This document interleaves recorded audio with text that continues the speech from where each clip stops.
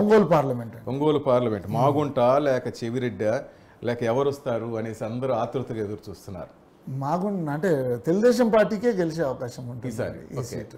ఇంకా చెవిరెడ్డి భాస్కర్ రెడ్డిని ఆల్రెడీ సమన్వయకర్తగా నియమించారు కాబట్టి ఆయనకే అవకాశం ఉంటుంది.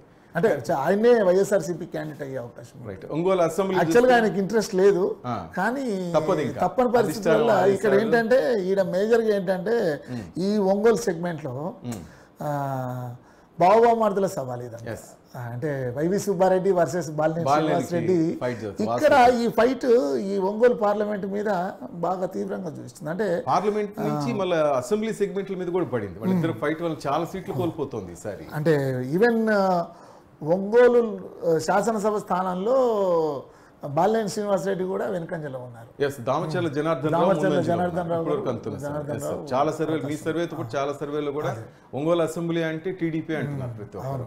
అండ్ సందర్భంలో ఏంటంటే ఆయన పార్లమెంట్ పోటీ చేయించాలనేది కూడా వైఎస్ఆర్సీపీ అనుకుంది. బాలినేని శ్రీనివాస్ రెడ్డిని పార్లమెంట్ పోటీ చేయించాలి, కానీ అక్కడ ఆయన ఒప్పుకోలేదు.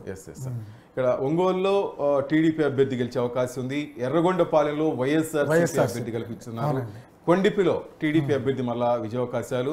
దర్శిలో మాత్రం వైఎస్ఆర్సీపీ వైపే మొగ్గు చూపుతున్నారు. ఇక్కడ దర్శి ఏంటంటే ఇది పొత్తులో భాగంగా జనసేన కేటాయించే అవకాశం ఉంటుంది. దర్శిలో కంది వెంకటప్రసాద్ అని క్యాండిడేట్ అయ్యే అవకాశాలు కూడా ఉన్నాయి. ఓకే.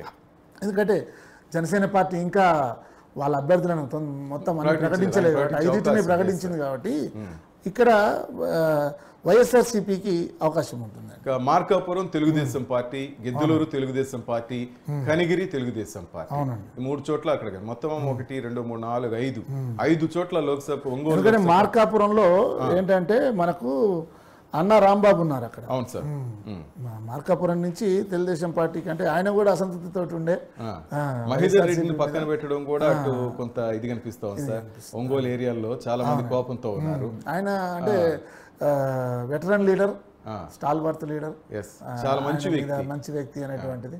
అంటే మున్సిపల్ శాఖ మంత్రిగా చేసిన ఆయన మీద ఎలాంటి అవినీతి ఆరోపణలు ఉండవు. ఉగ్ర నరసింహారెడ్డి కనిగిరి ఆయన కూడా విజయావకాశాలు కనిపిస్తున్నాయి. ఉగ్ర నరసింహారెడ్డికి అవకాశం. మొత్తం మీద ఒంగోలు లోక్సభ పరిధిలో టీడీపీ అభ్యర్థులే ఎక్కువ స్థానాల్లో లీడింగ్ లో 5 స్థానాల్లో గెలిచే అవకాశం.